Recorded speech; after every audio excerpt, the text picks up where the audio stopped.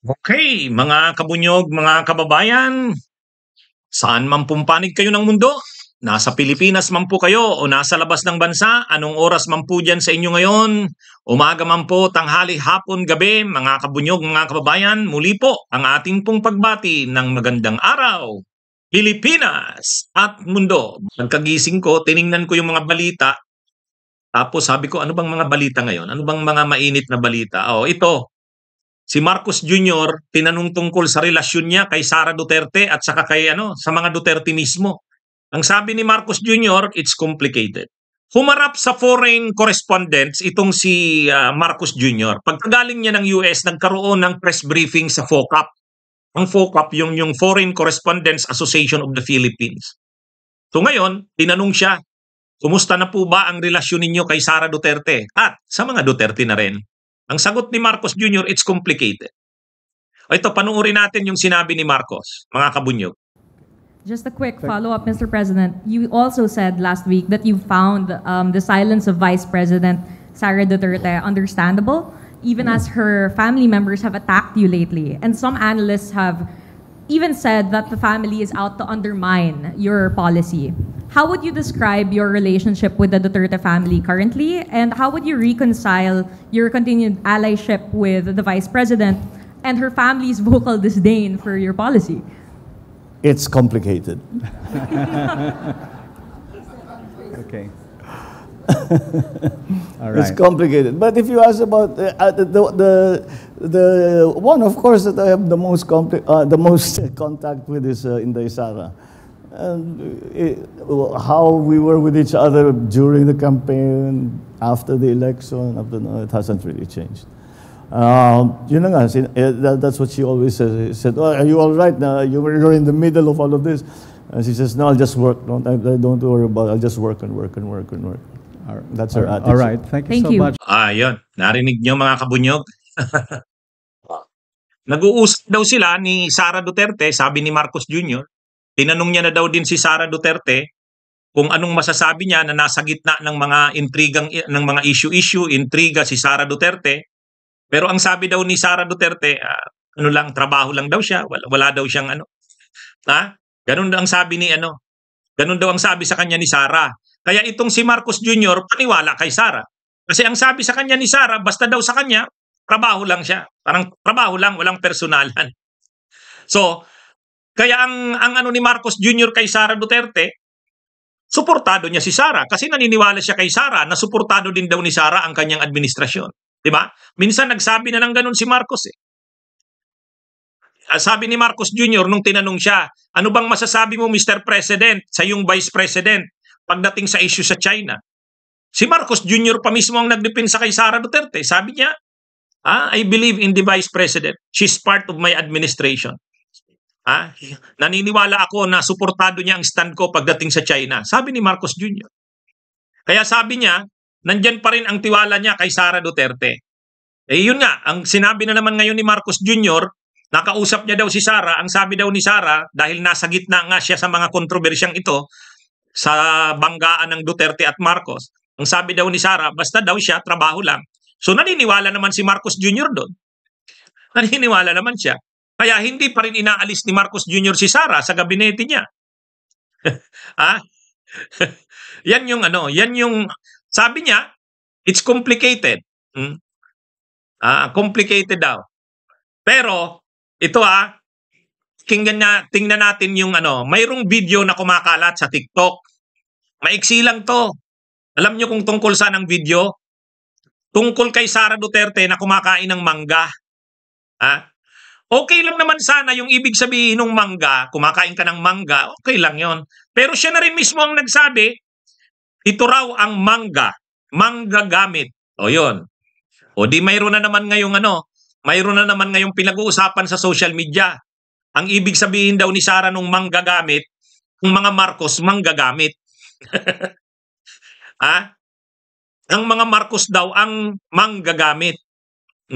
Kaya ang sabi ang mga vloggers ng DDS, ang paliwanag nila, dalawa daw diyan ang pwedeng nanggagamit. It's either si Amy Marcos na parang nagkukunwari na maka-Duterte pero espiya pala ng Marcos, kaya manggagamit. O kaya, yung buong, si Marcos mismo, ang presidente, ginamit ang mga Duterte. Para manalo siyang presidente, nakipag-alliance ang Marcos sa Duterte. Kaya nanalo. Kung wala yung alliance sa Duterte, hindi sila mananalo. Ngayong nanalo na, kinalimutan na daw ang mga Duterte. Kaya ang tawag niya, manggagamit. O yun, mayroon na naman ganon. Para kay Alvarez ba yun? Sabi ni Rinel Escalante. Anyway, pero sabi naman ng mga DDS, para daw yun kay para daw yun kay para daw yun sa mga Marcos na manggagamit. Mangga. Ito, panoorin nyo. Nasa sa inyo na kung anong ibig sabihin nito ni Sara Duterte. Sara. Ano na? Saan ang kapiro-herbalo ni Mundi Sara? Kini. Ano ang paborito sa kadaghanan. Unsa man na. Mo na ang gitawag nga. Tawagan ginamos. Onya kani. Ano ang gitawag nga. Bagoong. Man. Silang duha pares na sa mangga. Nana. Ginamos. Mangga.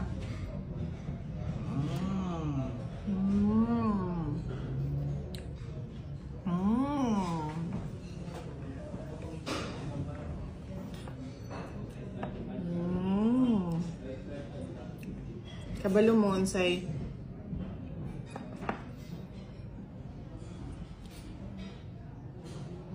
another name para sa mangga? Unsa man?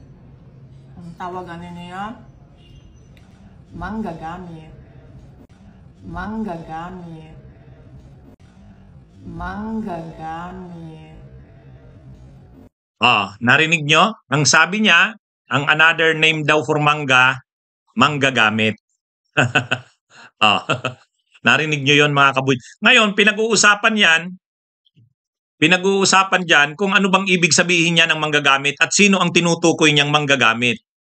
Sabi ni Rinel, na viewer natin, si Alvarez daw ang pinapatamaan yan kasi sabi ni Rinel Escalante, ano daw yan, hindi pa rin daw maayos si Alvarez at saka si Sara sa away nila. Feeling daw ni Sara, ginagamit ni Alvarez ang mga Duterte, ang kanyang ama. Pero marami rin nagsasabi mga DDS, ang sabi naman nila, hindi, pinapatamaan niyang Marcos.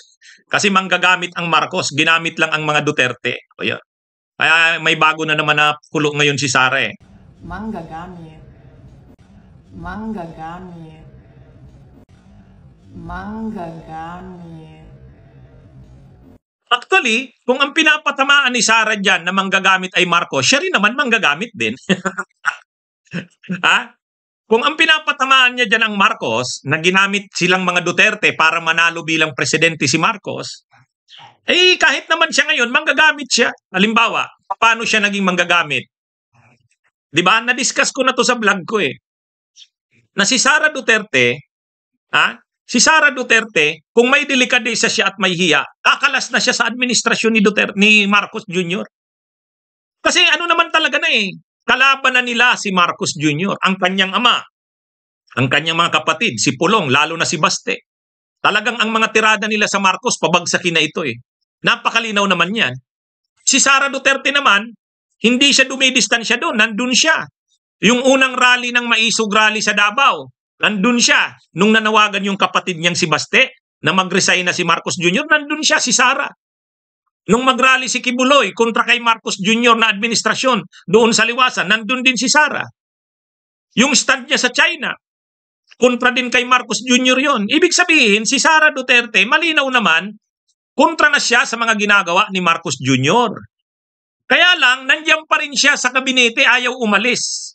Kasi pag umalis siya sa kabinete ni Marcos, malaki ang budget na mababawa sa kanya. Napakalaki ng budget ng DepEd. Bilang sekretary ng DepEd, napakalaking pakinabang kay Sara niyan. Nakakaikot siya sa buong Pilipinas. Nakakaikot siya sa buong Pilipinas sa iba-ibang probinsya, rehiyon. ang gamit niya yung pondo ng DepEd. Lagi siyang laman ng balita dahil sa issue ng DepEd, yung mga activities ng DepEd.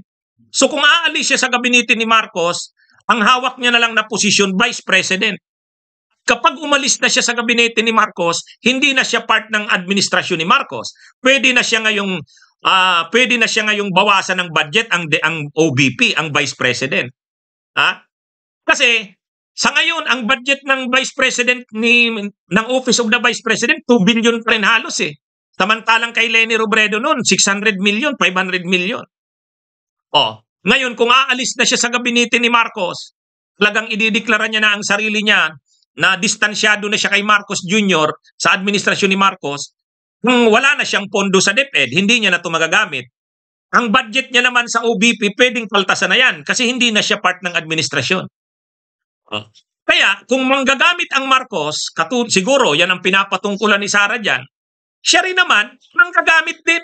Ginagamit niya rin naman ng Marcos ngayon. So, wag siyang tama si Zoe. Si Zoe.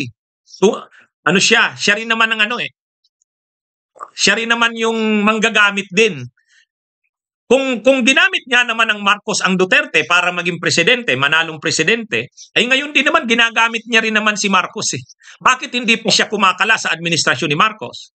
Bakit hindi pa siya umaalis sa administrasyon ni Marcos? Malinaw naman na kalaban na nila ito at ang kanyang pamilya, mga Duterte, kalaban na ang Marcos. Kaya ginagamit niya rin lang ang Marcos.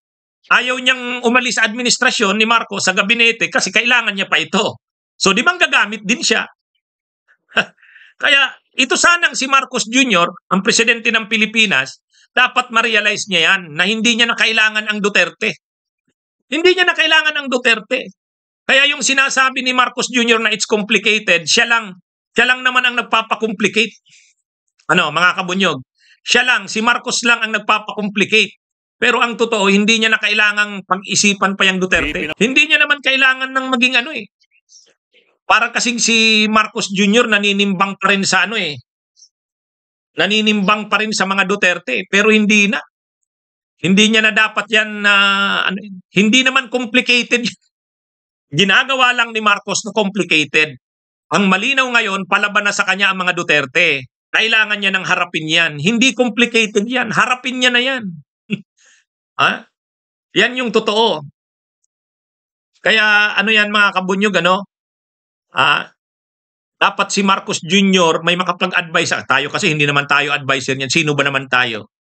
Pero dapat pag-isipan na rin yan ni Marcos. Para kay Marcos, grabe pa ang pagpapahalaga niya sa Duterte, lalo kay Sara. Ayaw niyang banggain. Ay wala, ang ginagawa na ng Duterte, binabangga na talaga siya. Ano niya na yan? I-confront niya na ang mga Dutertes. Wala naman na yan wala nang persa yan. Pero kung magdadalawang isip pa rin siya, pinapahalagahan pa rin ni Marcos si Sara Duterte, wala. Darating ang panahon, lalakas pa yung mga Duterte.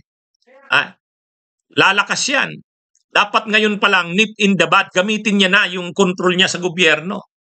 O halimbawa si Alvarez, kasuhan niya na yan ng sedisyon. Yung mga kongresistang kakampi niya, kasuhan na rin ng ethics case si Alvarez sa House of Representatives. Hindi, ginagawa niya lang complicated yan ni Marcos kasi sinasabi ni Marcos it's complicated. Hindi. Kailangan niya na yan i-confront. Okay? Sige mga kabunyog, mga kababayan, lagi po tayong nagtataguyod ng katotohanan. Sa totoo lang tayo lagi. Para lagi sa bayan ang ating pinaglalaban. Mabuhay po tayo. Magandang araw. Bunyog, halikan na kasama ka. Bunyog, kapag buklod ay may pag-asa. Luzon, Visayas, Mindanao, isa ang pananaw. Sa bagong Pilipinas ang bunyog isisigaw. Bunyog.